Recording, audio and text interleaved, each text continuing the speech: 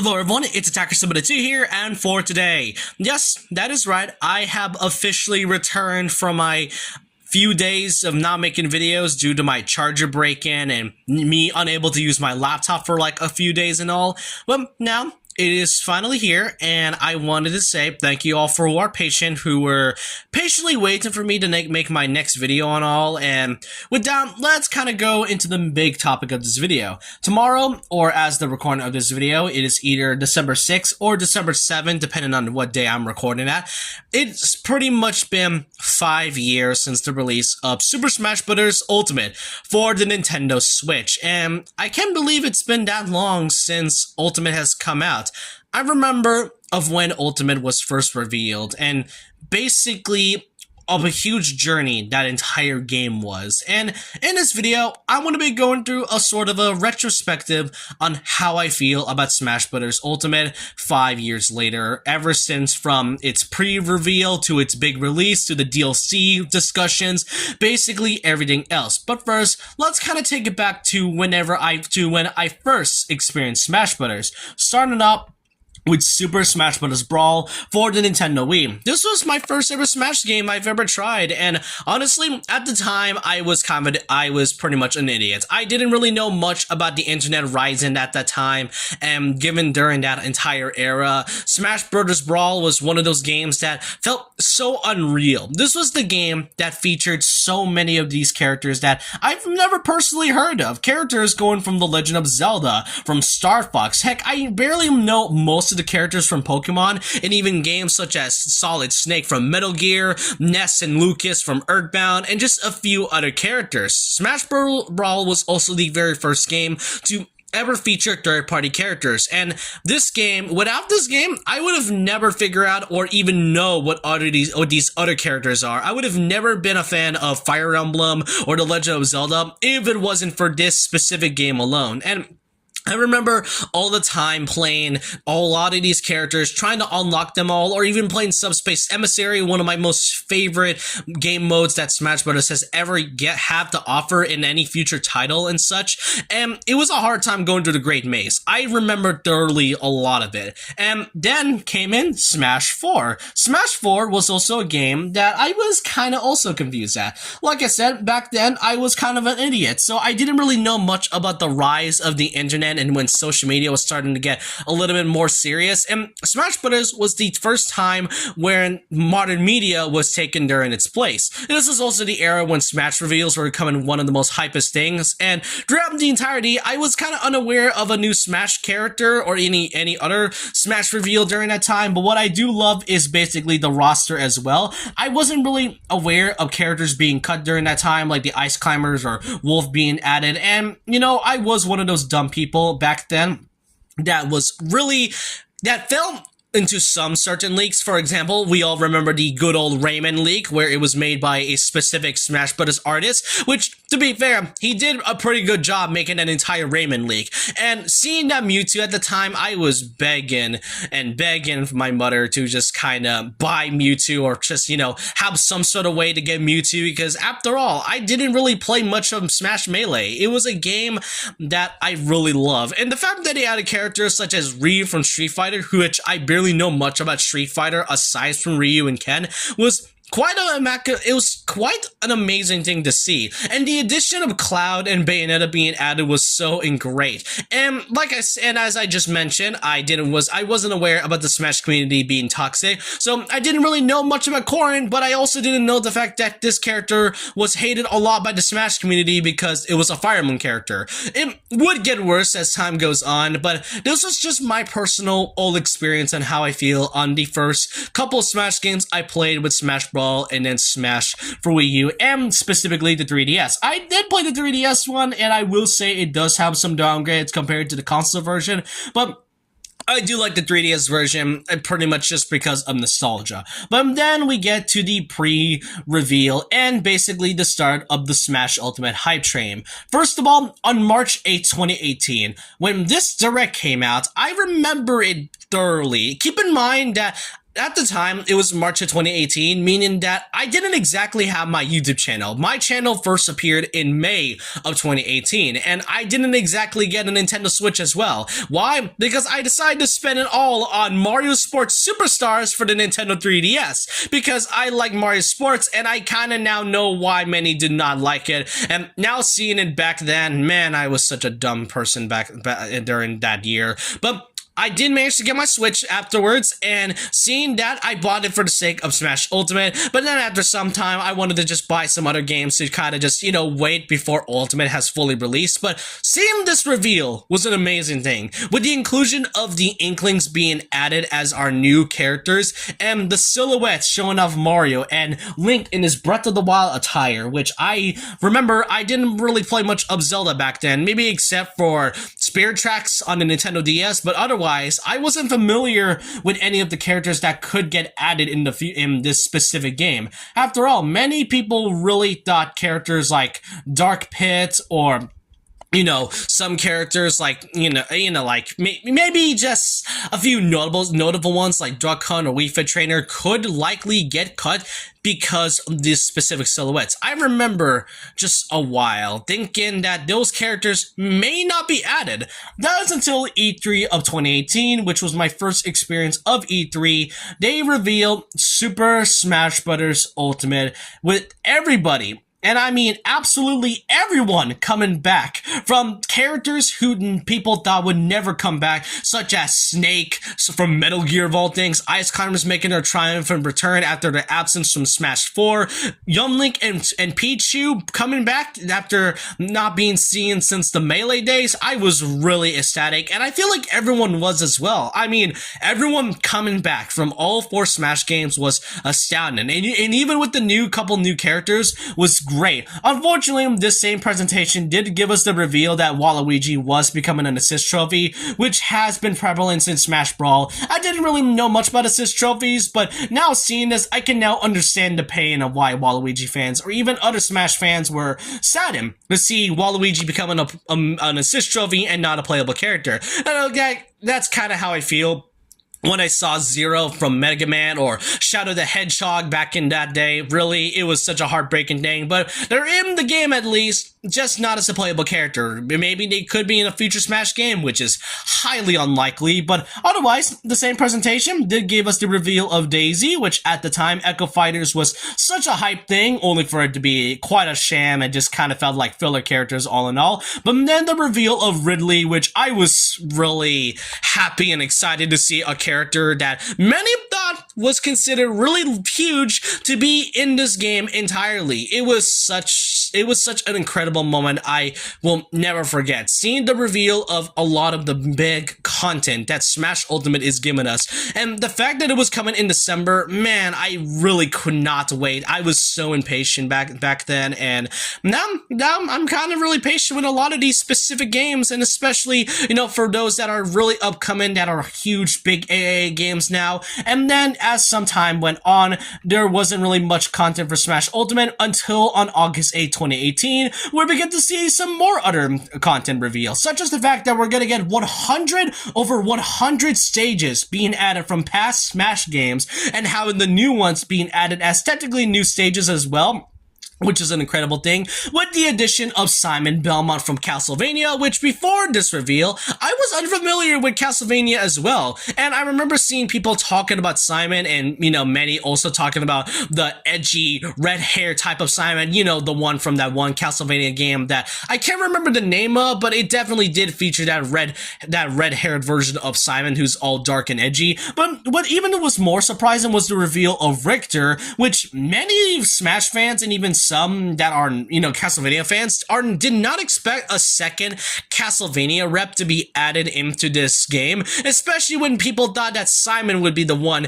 that many would thought of as a Castlevania rep. I would prefer Alucard over Richter nowadays, but honestly, seeing 2 Castlevania reps was great. We did also get the reveal of Chrom and Dark Samus, which at the time I wasn't really much familiar with Fire Emblem, and Dark Samus I was surely surprised of, and then we get to reveal of King K. Rool, who at the time was my most wanted character back in the Smash 4 days. I've always wanted to see King K. Rool as a playable character, and it was definitely strange to see him not playable during the Smash 4 days, especially since I remember basically the Smash Bros. 4 DLC Mii costumes where they had King K. Rool as a Mii costume, which I didn't really know it meant deconfirmed, but seeing King K. Rool now coming in was a great thing to see. And I also cannot forget the fact that I made a really cringe reaction video talking about King K. Rool. And if you go back to my earlier videos, yeah, they were not nice to look at. They were not fun to look at, and I don't think I want to ever reminisce my old channel, my old videos back in 2018 and all. Then afterwards comes in September 13, 2018, with the reveal of Isabelle from the Animal Crossing series. Now, saying this, I definitely knew that Isabelle was coming into Smash Bros. Well, not in the sense that, you know, when they first revealed, I'm like, okay, it's definitely Smash Bros. But hey, at least they did reveal Animal Crossing New Horizons, which people thought would be coming in 2019, but then got delayed in 2020, which was a good year since it basically got the start of the pandemic, which was a worse time of being a gaming fan, and especially a Nintendo player. And then comes in November 1st, 2018, the final Smash Bros. Direct, and what I consider to be one of the most divisive reactions I've seen from Smash players, with the reveal of the Ken reveal from Street Fighter, and Incineroar from Pokemon, with the reveal of Piranha Plant coming in as a joke character. Now, why do I say divisive to be exact?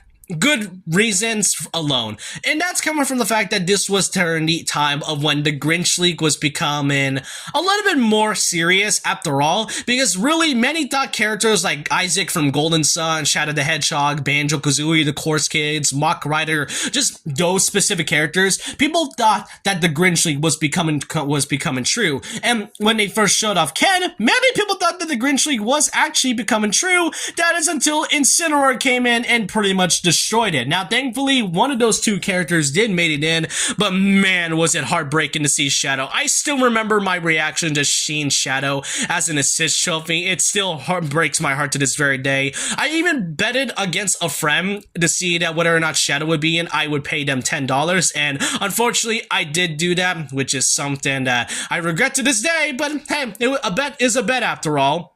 And then afterwards, we then get to see the official reveal trailer for, well, I wouldn't say reveal, more just so, the entire roster for Smash Ultimate. And seeing this entire roster felt unbelievable at the time. Like I said, having every character coming back from past Smash games was truly an amazing thing, especially characters we never thought would come back, like Snake or Duck Hunt or Wii Fit Trainer, even Bayonetta and Cloud of all things. To this day, I still consider this one of the best looking rosters I have ever seen in a fighting game.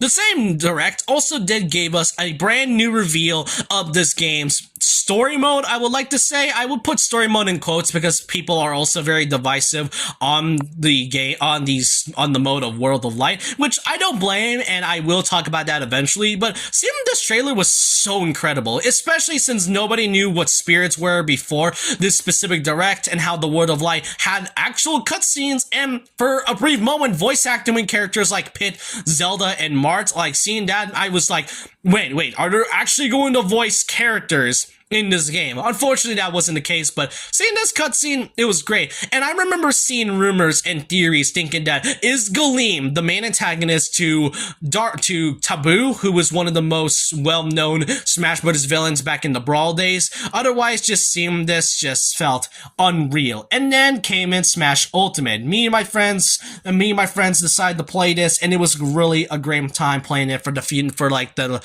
next few hours and all. And I am very divisive of what it is nowadays, such as the fact that, you know, World of Light, while it doesn't come as par with, you know, Subspace Emissary, and it was at least a pretty great, decent story mode, along with some great, well-done cutscenes. I can understand Sakurai's whole motif on making these specific cutscenes, especially during the whole Smash Brawl days when Subspace Emissary cutscenes were leaked, I can truly understand that all in all. And I still find the roster pretty great. But then we get to the most notable part that I think that I fully remember when I was going through my entire channel and making videos during that time. The Smash Bros. DLC leaks. First of all, the DLC's discussion for Smash Bros. Was honestly one of the worst things. And even though I love Smash Bros., Smash fans and Smash discussions during that time was horrendous. Especially yet ever since the DLC was announced during that November Direct, many were already debunking and hoping for characters to be added and all, and many were hoping for characters like Geno, Crash, Rayman, Sora, Dante, or even some. Heck, I've even seen characters that I never really thought would get mentioned, like Reimu from Toho, Tui from Nier Automata, Phoenix Wright from Ace Attorney, Cosmos from Xenogears, or was it like Xenosaga? Xenosaga, yeah, my apologies to those Xenogear fans and all. But Smash discussion, while fun, was really terrible at the same time. But hey, this first DLC character was at least great. December 6th, a day before Smash Ultimate's release at the Game Awards, revealed Joker from Persona 5. And at the time, I remember seeing Joker being mentioned at least a few times, and a certain YouTuber I remember watching a while back, which I haven't really seen what this YouTuber is up to, but I remember him mentioning Joker from Persona 5, and to see that become a reality reminded me of him wanting him. Just seeing the character, of all things, to be added as the first DLC fighter was a great move on not just Sakurai, but on Nintendo's part, given the fact that they were involved with adding these specific characters into the Fighter's Pass. Otherwise, Joker's first character as a first DLC character was such a great thing, and as they say, you never see it coming.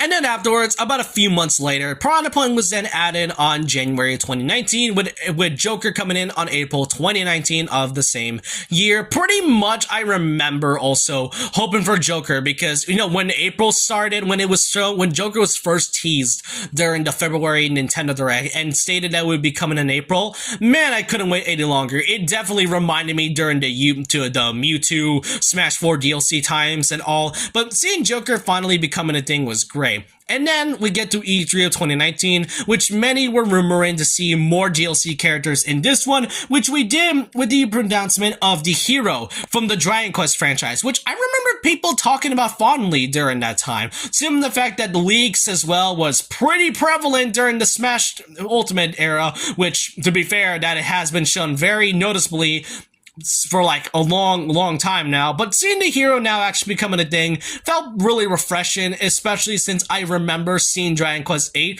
before Dragon Quest XI, and I've been seeing Dragon Quest XI being advertised by Square and Nintendo to be coming into Nintendo Switch, and I am glad I bought that game. It's one of my favorite RPGs of all time. And then once after the hero, we then get the reveal of Banjo and Kazooie. Many of us, when we first saw the Jiggy just bouncing in through DK's house, I freaked out because I remember doubting some fans thinking that Banjo might not be coming, even though Phil Spencer, the CEO of Xbox, have stated that they wanted to see Banjo being added. And now seeing that becoming a reality was a great way for Microsoft and Banjo fans to finally reminisce of the old N64 days, the times when Rare was once part of Nintendo before being bought by Microsoft all in all. It makes you kind of think what would have happened if Banjo or the Rare company was never bought by Microsoft. Then we would have gotten to see Banjo pretty early on for all we know.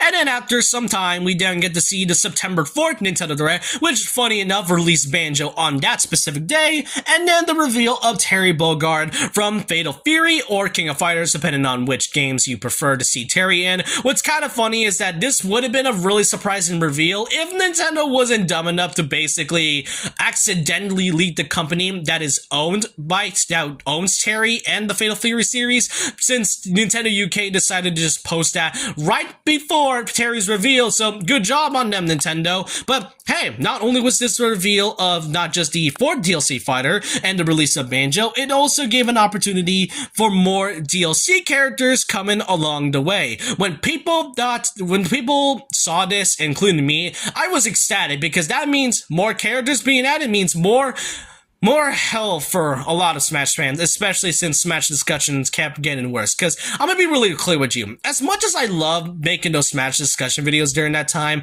there was some that I wasn't really proud of, especially when there's so many fans debunking specific characters, saying that they were for this character over that character and not agreeing with everyone's opinions. That's pretty much the internet in general, but it's becoming really prevalent during that whole thing and all, and those weren't really fun memories, in my opinion. And then afterwards, we then get to see the 5th DLC character. At the time, we weren't sure of when the character was going to be revealed. I remember people thinking that it was going to be revealed at the 2019 Game Awards. That didn't happen, so that made a lot of Smash fans mad. I wasn't mad, I was just kinda, thinking that maybe it's not really going to happen. There were some cool reveals, maybe except from the fact that actually, no, that was a different time. I was thinking of The Last of Us Part 2 for some reason, but that was 2020. But otherwise, this right here, many were really hoping and for the 5th DLC character to be ended off with a banger, especially with 4 DLC characters that consist of third-party reps, and the fact that when Sakurai is showing this specific symbol, which honestly, we should have seen this symbol coming, thinking that, wait, could this be Devil May Cry 3 coming to the Nintendo Switch, Dante coming to Smash Bros, Sora from Kingdom Hearts. Kingdom Hearts 3 was coming, they came out during January 2019. Could this mean Sora could be coming in Smash Bros? When the reveal was shown, it was none other than Violet from Fire Emblem Three Houses. Now, I remember making this specific claim back then when pretty much the first 4 characters were strictly just third-party characters, and I thought there was no way Nintendo was going to add a first-party character of all things. And to be fair, I would have genuinely been fine with any first-party character, like a character from The Legend of Zelda or maybe Kirby, a little bit of Pokemon and all, but the reveal of Violet, who is from Fire Emblem Three Houses, man, that was a riot. I remember so many salty comments and a lot of Smash fans being very angry over Violet. And was I disappointed with Violet's inclusion? Not really. What I was disappointed was the timing, because out of all the things, why exactly would you add Violet as the last character for the first Fighters Pass as a way to end it off? Thankfully, if it wasn't for Terry's reveal and the fact that there was going to be more fighters, then Violet would have been the last DLC character. That would have genuinely been the last DLC character. And pretty much Sakurai's whole 3 symbol, just him pulling up 3 fingers, was nothing more than just him making a binary joke, which, to be fair, I will give him that. It was a clever way, but at the same time, man, that was not a great thing back then. And 2020 was already only starting to get worse when the pandemic was becoming a huge thing, like when it's peaked, many fans and a lot of people were staying at home. Even developers who were making these games had to stay at home. And there were other games that had to either be delayed or likely canceled just because of the pandemic. And Sakurai has stated that the second Fighters Pass DLC would likely be delayed in terms of releases if the pandemic hit them very more, which, to be fair, that did not happen. And then we get to the DLC discussions when it comes to the second Fighters Pass. Starting out with the 6th character, the 6th fighter, being a character from ARMS. Many genuinely thought and were wondering, where would this character even come from? After all, ARMS was a character, it was a franchise that has not been acknowledged by Nintendo. Even nowadays, Nintendo has not been able to acknowledge ARMS. But hey, at least it gets some Smash Bros. Representation. But I remember many hoping for characters like Springman being added, or Ninjara, maybe, I don't know, Master Mummy. But now seeing Min Min being added as the 6th character, I felt like, not surprising. She was one of the most popular characters in ARMS, and really, I can understand her inclusion. And but nowadays, my opinions have changed, and seeing Min Min's entire inclusion would have genuinely been great if ARMS was added pretty early on as expected. Like, if Springman was added as, like, the ARMS representative, if it wasn't for the timing of the Switch's announcement in the games, since the roster was already completed back in 2016 and all, I would have thought, hey, ARMS would have been a great character representation with the addition of Springman, only for him to be an assist trophy, and now seeing Min Min being added, yeah, I'm kind of miffed on this inclusion.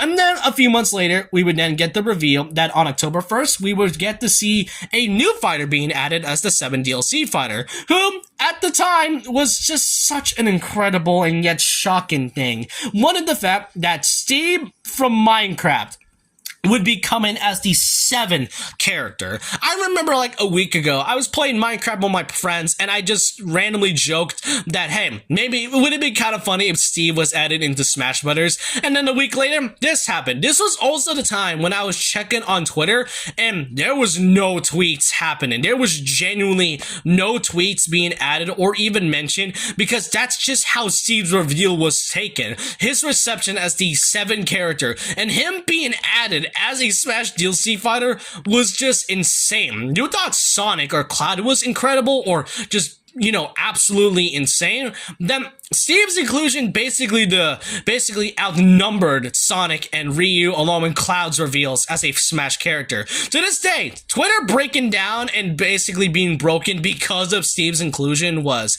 something that was not on my bingo card that day. I will say it myself. And then afterwards, we would then get to see the 8th DLC character, which thankfully Nintendo let us know ahead of time that there was going to be an 8th character reveal in the Game Awards after 2019's incident and all. And just like Steve, my god, another character that was absolutely out of nowhere, and actually that was out of nowhere, Sephiroth from Final Fantasy VII. I remember playing Final Fantasy VII back in 2019, and hearing the One Wing Angel theme was pretty great and all, and you know, Sephiroth's one of my favorite villains, but to see him being playable of all things in a Smash Bros. Game is just... Man, I remember seeing that, just hearing that first note of Sephiroth's One Wing Angel theme, you know things are gonna get serious when that theme hits.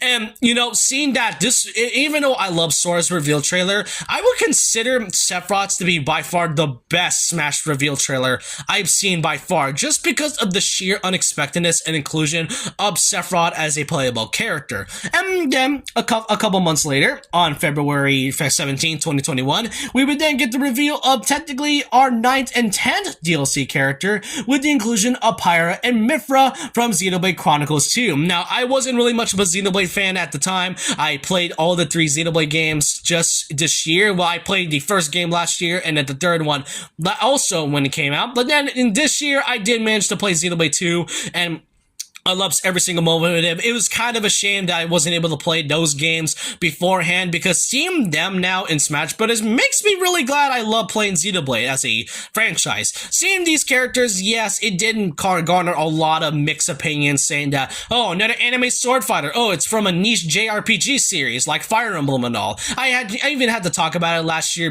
just because of it, and I don't blame them for that reason, but at the same time, now, I really am glad that Pyra and Mithra are added as playable characters. It brings more Xenoblade fans some more love and some content into Smash Bros. And I can't wait for the inevitable Xenoblade 3 content when another Smash game comes in the near future. And then afterwards, we then get to the inclusion of the E3 2021 Direct, which is the first time we ever got to see this specific event happening, and with the reveal of Kazuya Mishima from the Tekken franchise. Now, when I saw this reveal, I was like, wait, who exactly was Kazuya? And I remember playing Tekken 7 with a friend of mine a while back when he had his PS4 and all. He now has a PS5, which is something else. But Kazuya's inclusion, I was kind of shocked at first, but at the same time, halfway through, I'm like, oh, that is actually a Tekken ref. Because even before Kazuya's reveal, I genuinely thought Jin would be a more fitting character, or heck, even Heihachi Mishima, who many have wanted to see a playable character since he was considered to be one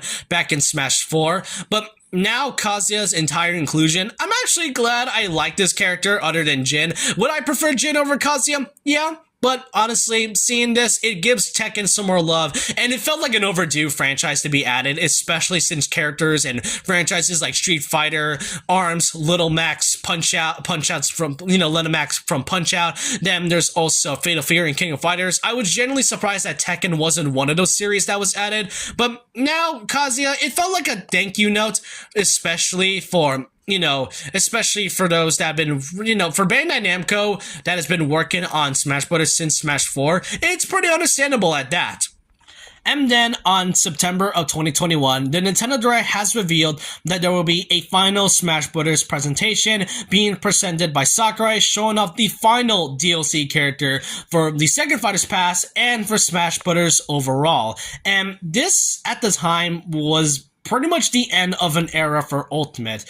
Throughout the next few years, from its release all the way to the very end of it, many were really scared, and I was kind of worried to see who the final character was. Would it end on an absolute banger, or would it end on an absolute whimper? And I, at the time, was a huge fan of Sora and Kingdom Hearts, and I was really hoping to see Sora at some point, and that was kind of one of the reasons why I wasn't a fan of the Smash Ultimate DLC discussion times, because, I mean, really, people were debunking Sora so many times that it's only debunked when Sakurai either says that there's real reasons on why they aren't playable, or the fact that they are added as a sort of nice thank you note. And I felt like Sora's inclusion would have been great. And I thought, you know what?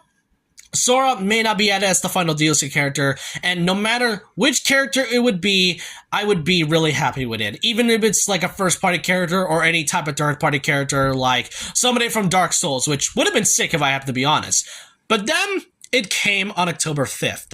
And strangely enough, that was also the same day when Nickelodeon All-Star Brawl 1 came out for the Nintendo Switch, which it's kind of ironic that the Sakurai decided to do this, because the final DLC character was none other than Sora from Kingdom Hearts. When I saw that Keyblade, and basically through that flames, and the close-up of the Mickey Mouse symbol keychain on that Keyblade, I was astonished. I was baffled to see that one of my most wanted, if not my most wanted character for Smash Ultimate was being added as the final DLC character. I legit cried seeing that. Hearing Dearly Beloved and basically, hearing just the orchestra of Kingdom Hearts just shows how incredible this inclusion was. And you can tell Sakurai and the development team had so much time and effort put into this, especially towards the copyright system with Disney and specifically Square Enix. Now that we know that Disney wasn't exactly a problem and it was instead another person involved with Kingdom Hearts, but overall, seeing Sora and the journey that Smash Bros. Ultimate came through was just a beautiful to see. Now, that's pretty much my perspective on Smash Ultimate's entire game as a whole. Now, really, what do I truly think about it nowadays? Does it still live up to its gameplay, to its fun content and all? Like Sakurai says, there is never going to be another Smash Bros. Game like this ever again. I would still enjoy the next Smash game if there's ever a new one and all, but genuinely, if Ultimate is just one of those games that feels like it will never die, like Melee is, because Melee to this day is still being mentioned just because of how very competitive it is. With Smash Ultimate, it's pretty competitive. It has so much content from the characters, the side content like spirits, the okay but really decent story mode all in all, and really, despite Ultimate's flaws and issues from, the balance in the online and basically, characters being let down, I still cherish Ultimate to this very day, and whenever there's ever going to be another next Nintendo console in the near future, I would still cherish Ultimate either way. I now play other games because of Smash Bros. All in all, and I want to say thank you, Mashairo Sakurai, the Smash development team, and Nintendo for making this one of my favorite games and pretty much establishing my childhood as a whole. I hope you guys enjoyed this 5-year retrospective video on Smash Bros. Ultimate and how I feel and how I resonated with this game throughout my lifetime. And I hope you guys enjoyed this video all in all. And so with that, leave a like, comment, subscribe, hit the notification bell for more videos, follow my Twitter, and I'll see you guys next time. And remember this, once a legend, always a legend.